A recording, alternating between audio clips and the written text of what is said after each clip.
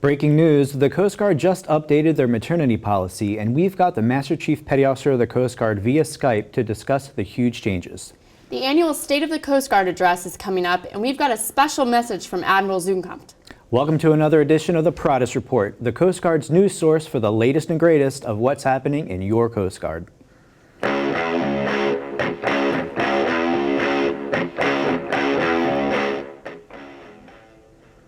Hey everyone, I'm Chief Warrant Officer Chad Saylor. And I'm Lieutenant Katie Brainerd. The Coast Guard just released a revised maternity leave policy that will bring big changes to the fleet.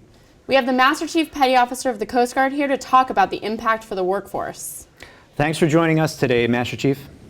Well, thank y'all. Happy to be here. So, Master Chief, can you talk a little bit about what changes have occurred?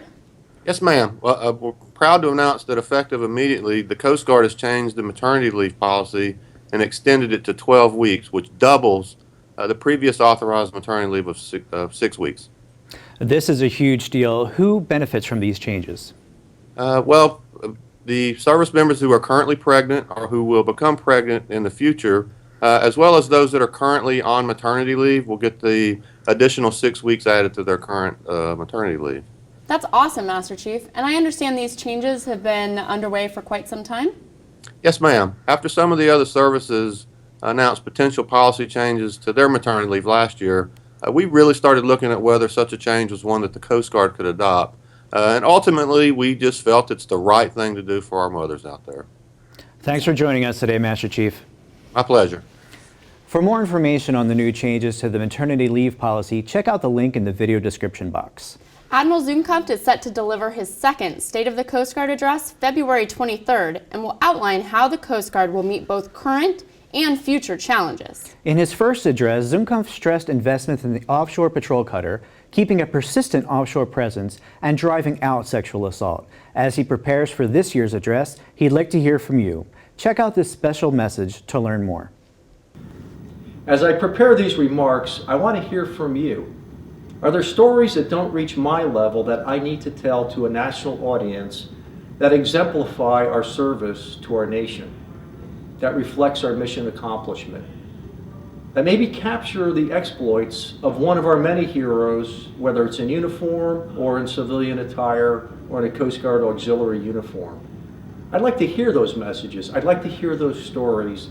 So please, 3 weeks out, get that information to me. I'd love to include it in my script, and then I invite you to follow me as I deliver the State of the Coast Guard address. Simply send me an email, or you can post a comment on Facebook, or you can send me a tweet. So please join me as we put this message together in my second State of the Coast Guard address.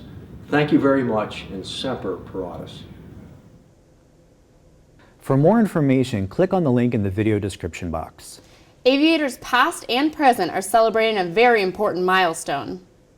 That's right, Katie. The Coast Guard Aviation Centennial is a year-long fleet-wide commemoration of a century of aviation achievements. Since Elmer Stone became the first aviator back in 1916, Coast Guard aviators have been an integral part of Coast Guard operations both here and abroad.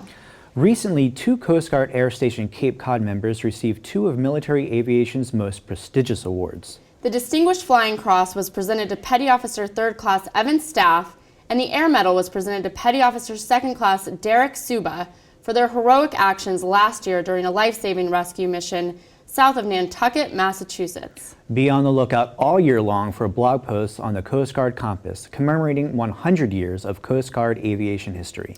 This month's Bravo Zulu goes to the crews of Coast Guard cutters Berthoff and Raymond Evans, and to Lieutenant Stephen Baldowski of Coast Guard Cutter Midget and EMC Anthony Luciani of Coast Guard Cutter Confidence. The Berthoff and Raymond Evans crews picked up 2015 Hopley-Eaton Cutter Excellence Awards. And Baldowski and Luciani won Superior Cutterman Awards. Congrats to all the award winners.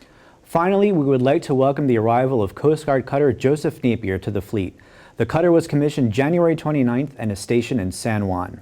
The new fast response cutter is named for Napier, who was the keeper of the St. Joseph Life-Saving Station on the Great Lakes during the late 1800s. He risked his life and led his crew into gale force winds to rescue 6 people aboard a stranded vessel. And that's it for this month's Paratus Report. To stay updated on the latest and greatest, make sure you check out our blog, Coast Guard All Hands, and other official social media sites. Thanks for joining us on the Paratus Report. See you next time.